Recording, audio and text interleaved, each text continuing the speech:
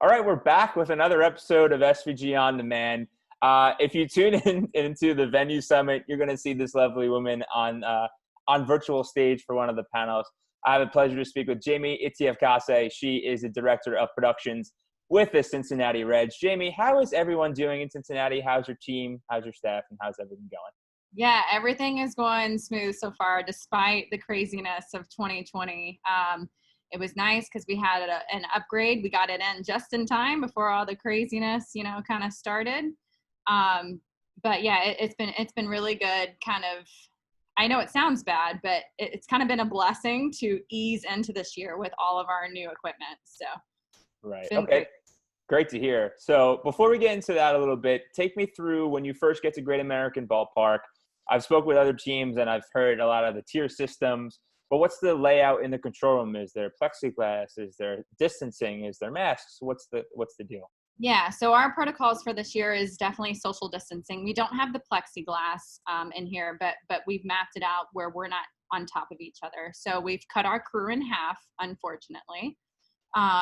So in our control room, we have one replay operator. We have one director/TD, so he's doing both jobs. We have a clips player and a ribbons player. And then we have our balls and strikes and our line score. And then we have just one CG operator, one DJ, one audio engineer, one crowd noise operator, and then one of everything. One shader, of course, but we're all our room is socially distanced. So we're staying safe. Everybody has to wear a mask in the control room. So that's required at all times. And of course the sanitizer and Lysols, around everywhere. Right. I don't think you can get enough hand sanitizer and Lysol wipes and all that. You alluded to it just a minute earlier, but you have a new board, a new HDR board. Take me through that process just a little bit, a clean overview, and then the elements that you're showing on that video board, despite fans not being in the stand. Yeah, sure. So yes, we've updated our room to 1080p 60, and it is full HDR. The biggest thing this year for us on our boards, we've expanded our footprint. So we used to have static ads on our left field board. So we've taken that over to put digital ads up. And a couple of our ribbon boards as well, we've expanded to take away those static ads, and now they're all digital. So the biggest thing is the fans will come in and be like, whoa, there's a brand new board and it's way bigger in left field. So that will be the first thing that they're going to see. And of course, with the HDR elements, with everything that's new, everything's popping. Our colors from last season, our boards were getting older, so it was very hard to see. That kind of the blue tint was coming through, so everything looks nice. The colors look like they're supposed to this year. So they'll come in and see that, and now we have more real estate on our boards to do, especially for those what we call magic moments. So those home run moments or Reds win moments, even strikeout moments. Our boards go full, take over those digital ads, and everything's just in your face. It's easier to get really hyped up and be entertained. We kind of have a joke in here saying that baseball is kind of the side item to our show, just the baseball game. So we're here to entertain the fans, and we're really missing that aspect of it. It's just so different now. When you come in and work the games, it's toned down a lot. But we're still trying to make it seem as normal as possible for the players, especially. Right. Okay. Another thing that you guys are doing to kind of make it normal is the fake crowd noise. What was the learning curve when it came to that in terms of a Sonny Gray strikeout or Eugenio Suarez home run? When do you know? Because that's something else. It's a new responsibility you have to deal with this year. Yeah. What was the learning curve that went into the fake crowd noise? It's been really interesting. So MLB was a big help. They took care of getting the crowd noise from Sony PlayStation and making a deal with them. And then so they sent every team an iPad full of crowd noise. So you have what they call build-ups or small cheers, medium cheers, large cheers. The biggest thing, so when we first had it, we had our production manager, Billy. he was running our CG, and he's like, I'll get this. Because when we first started practicing, I was out on camera. So we had even less people in the control room as we were just practicing, right? So he's like, I got it. I'll do the crowd noise. I'll do all the headshots. I'll do all this. And we're like, okay, it's fine. So we learned very quickly that this has to be a one-person job. You have to concentrate on it the whole time, because we were delayed on our reactions, right? So he was trying to do something over here, and then by the time it just felt unnatural. So we quickly called one of our game day DJs in and asked them to do the crowd noise. And what we've learned is to make it feel as natural as possible how the crowd would react, especially when, for example, when the Reds are batting. As soon as they make contact, we start a low cheer. Because you're just like, oh, like, okay, something's happening. And once you see how the play ends, is it a single? Is it a double? Did he not reach base? Then you can do the aw or yay, like even louder. So yeah, it's definitely been a learning curve, but the biggest thing is we learned that it's a one-person job. They have to concentrate it on the whole time, and they have to react immediately. So it's been really interesting, but I think we're getting it down pretty well. When you found out you had to do all these new things, there was a bunch of things on your plate that you usually don't have in prior seasons. Back when they first announced it before the season started, what were some of the things that you worked on during that summer camp or spring training 2.0? Was it just audio? Also, give me some of the things that may have not made it out of the cutting room floor that could have been on the broadcast, and what made it out of the spring training 2.0 that fans would be seeing if they were in the stadium? Yeah. So the biggest thing when they said, okay, baseball's back, we're going to start our spring training 2.0, our social media team wanted to stream the practices. So we hadn't, now, mind you, we haven't even used our control room to its full capacity. Like, we haven't faxed out everything at this point, because we were working on it.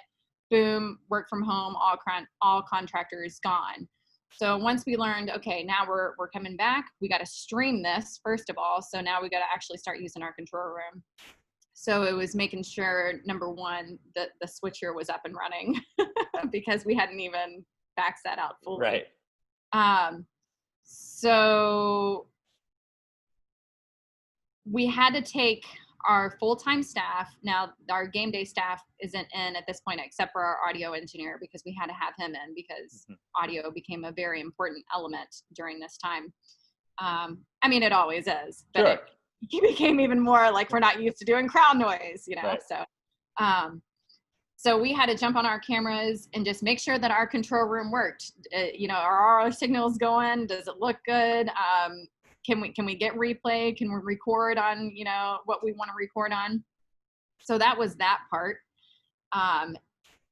As we got in a comfortable place, we started getting some game day staff and putting them on camera. So our full-time staff would come in and make sure that our stats were going, make sure our boards, our headshots were all looking good.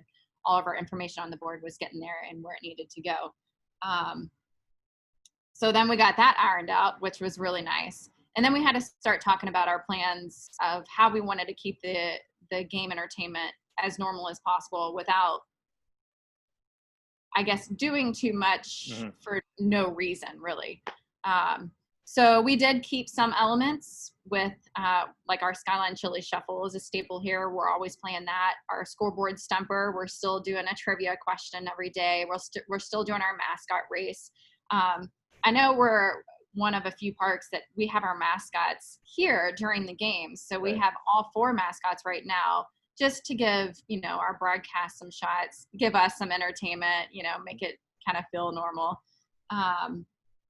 So we've been doing those elements.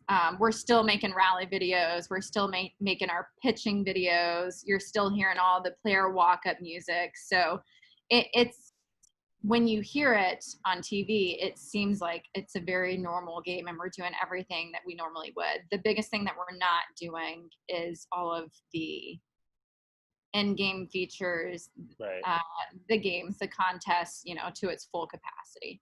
Okay.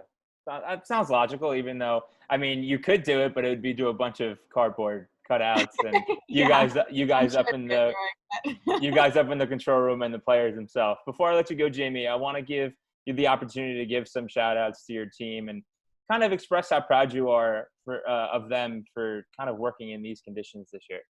Yeah, it's definitely been a ride.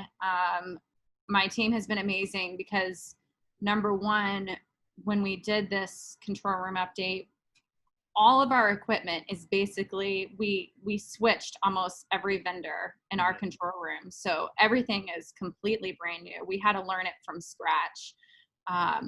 So that has been, the biggest struggle is we don't exactly know how to do everything yet. So all the training and getting trained on everything has been huge. And so it's been nice to be like, okay, now we're going to try this. It's okay to make a mistake during the game because we don't have an audience quite yet. Let's try to do what we can. It's okay to make a mistake. Obviously we don't want to. We want the best show as possible at all times, but this is the time to try to figure out everything and see what we can do and make our show better for when fans do come about. So Nick Krentz, he's been TDing and directing, which has been a crazy job, especially during when we had to do the show here and do all the stats and everything that we normally would here.